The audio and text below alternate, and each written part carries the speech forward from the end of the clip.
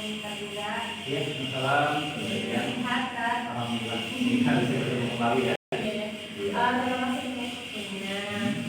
Jadi sekarang kita akan tentang ya terkait dengan pembelian yang sudah dilakukan pada hari yang lalu. Kembali lagi ya tadi ya terkait dari tujuan pembelajaran yang sudah kita lakukan oleh anak-anak itu seperti apa? Tujuan kegiatan. Nah, sebenarnya jadi untuk tujuan kegiatan itu seperti yang kemarin sampaikan tadi, yang pertama yaitu anak dapat menghafal iya, kemudian anak juga dapat memahami arti dari nama surat Al-Quran, kemudian memahami dan kira-kira berapa ayat surat yang akan dihafal, maksudnya ayatnya. Dan juga ada dapat nanti anak bisa melakukan sholawat di dan juga anak dapat mempraktekkan wudhu. Alhamdulillah ya sudah terlaksana ya berarti ya. Ya, alhamdulillah sudah. Ya. Saya juga melihat alhamdulillah ya setelah kemarin kita melakukan tadi tentang pembelajaran dan saya ada sana untuk melakukan observasi. Saya juga menilai pembelajaran yang kita bisa berikan yang tadi disampaikan itu baik ya tadi ya sudah tersampaikan ya tujuan yang dibuat sudah tersampaikan kepada anak-anak dan saya juga melihat anak-anak yang happy ya ketika belajar dan Ustaz gitu ya. Jadi yang mungkin kegiatan pembelajaran ngaji hafalan wudhu seperti itu kan mungkin monoton ya seperti yang lalu-lalu gitu. Tapi dengan variasi dari kegiatan yang tadi juga tubuhkan itu anak-anak jadi kelihatan senang ya. Oke. Mereka jadi kira-kira ya juga dari percakapan sekarang ini kita akan mencoba untuk mengidentifikasi terkait dengan proses pembelajaran yang sudah kita lakukan kemarin. Jadi nanti bisa saya untuk menanyakan beberapa hal kepada Pak juga terkait pembelajaran kemarin. Jadi menurut pandangan kita ya pembelajaran yang sudah terlaksana tersebut seperti apa? Apakah baca, apakah belajar dicapai, seperti apa sebenarnya? Silakan kita bisa sampaikan. Ya, langsung saja. Jadi untuk hasil pembelajaran kemarin yang sudah dilakukan ya saya, itu yang pertama anak happy dulu kali ya.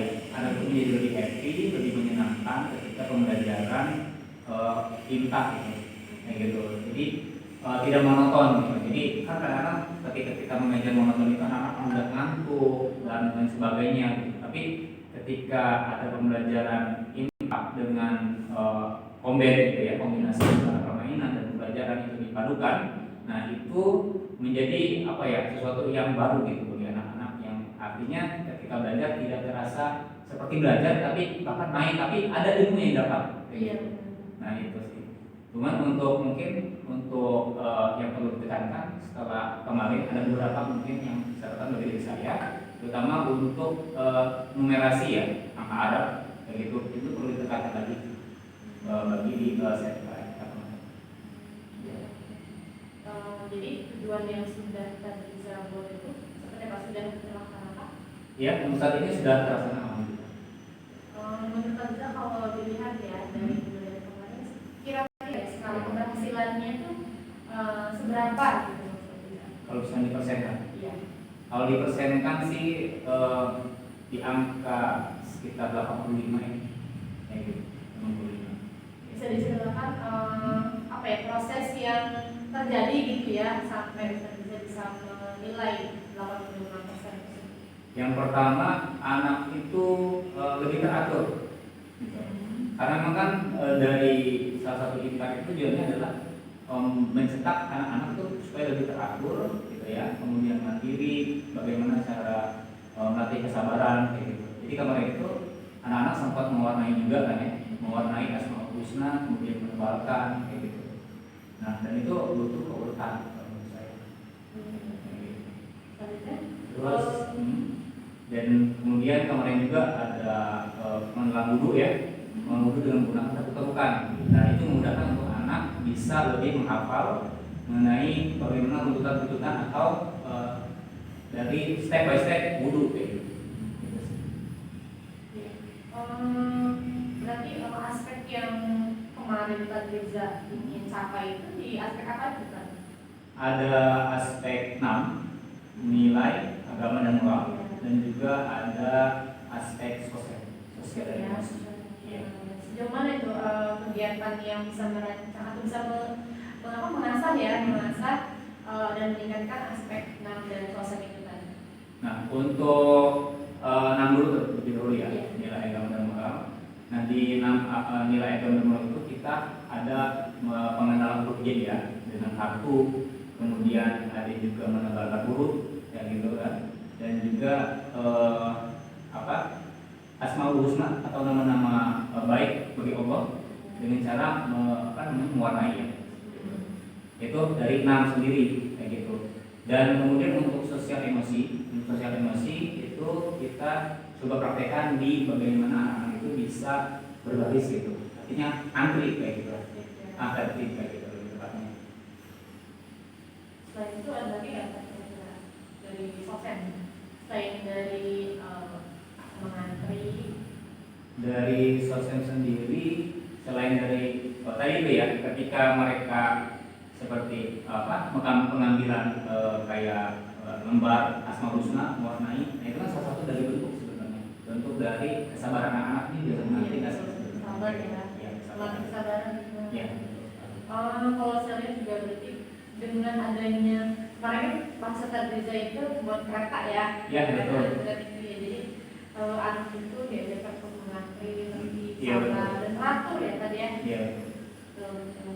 Oh ya, tadi kalau misalkan kita kembali ke presentasi tadi saya yang tadi 20% itu sangat bagus ya, kalau saya katakan sangat bagus ya dari sekian. Berapa jumlahnya kan kemarin? Total kelas A ada kurang lebih 12 ya, ada 12. Berarti kira-kira berapa anak kemarin yang 15%-nya itu kira-kira berapa anak? Dari yang mencapai keberhasilan. Kalau untuk mencapai keberhasilan itu jadi ada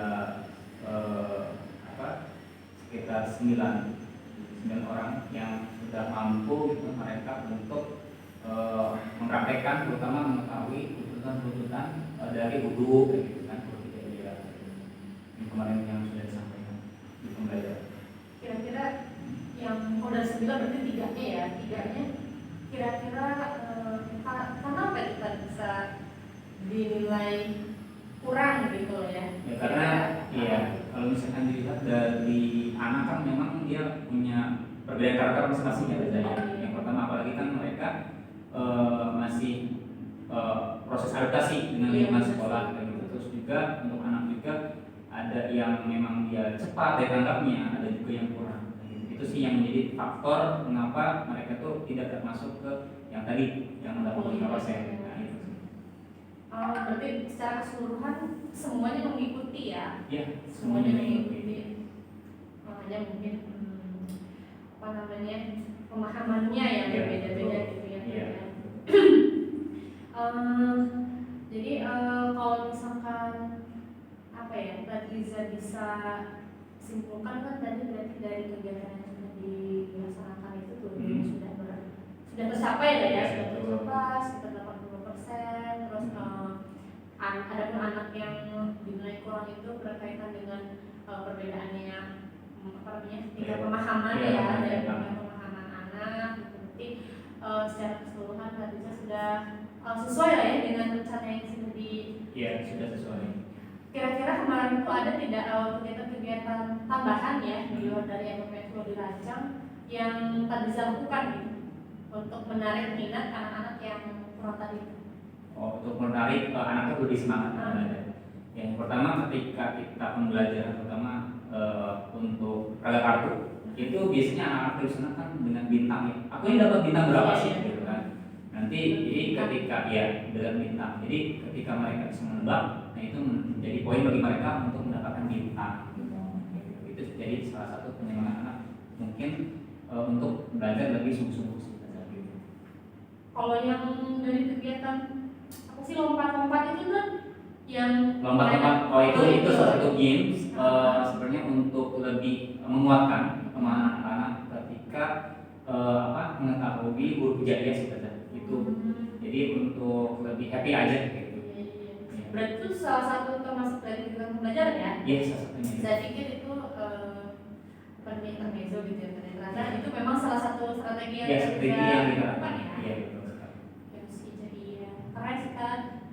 Oke, selanjutnya untuk yang kira-kira harapan Tadriza ya, ke depannya nih kalau misalkan Tadriza melakukan kegiatan pembelajaran lagi di SMA itu inginnya gitu ya, skala keberhasilan itu sampai seberapa tinggi, kita pengennya seberapa gitu. Oh gitu. Jadi kalau misalkan dilihat sih kan dari angka 100 sampai 100 ya biasanya 100% gitu kan. Tapi ya namanya manusia pasti ada kekurangannya menurut saya. Jadi kalau menurut saya ya 9, mungkin 5 atau 9,9 lah. Karena 1% lagi pasti ada kekurangan. 9. Ya 9,9. Nah, untuk mencapai si 99 itu kira-kira ada hal baru atau strategi baru apa yang nanti akan Tadriza lakukan? Untuk strategi baru sih pasti tentunya harus ada gitu ya. Karena memang setiap tahun karakter anak itu berbeda-beda yang masuk ke TKJ ISMA gitu. Nah ini menjadi PR sih buat saya pribadi sebagai guru gitu ya, untuk terus mengembangkan diri, terutama untuk bagaimana memahami karakter anak, kemudian untuk memahami bagaimana sih anak ini belajarnya seperti itu. Ya, Gio atau kan banyak ya pembelajaran itu. Berarti mengembangkan skill tadi saya. Ya, betul sekali. Mengembangkan strategi baru. Selain itu selain itu ada lagi nggak kira-kira? Untuk itu meningkatkan sampai ke skala 99%. Nah untuk itu selain itu sih sebenarnya tidak hanya dari guru yang untuk memperbaiki kemampuannya ya, untuk bagaimana menyampaikan materi. Jadi guru juga dia punya peran penting untuk bagaimana berkomunikasi dengan orang tua sebenarnya. Nah gitu. Jadi peran orang tua juga sangat penting sebenarnya, karena paling banyak untuk waktu itu kan adalah orang tua ya biasanya. Itu salah satunya. Iya. Selain dari yang tadi sudah sampaikan ya, bagaimana tujuan, terus aspek dan sosial-emosional, kira-kira untuk sentra impact ya, ada nggak aspek lain gitu, aspek pengembangan yang lain yang ingin Tadriza lebih asal lagi kepada anak-anak? Ya. Untuk aspek lain, karena TK juga sebenarnya dituntut juga ya, dituntut sih untuk ya anak tuh bisa tahu gitu untuk angka terutama gitu ya, untuk memahami terutama angka Arab ya.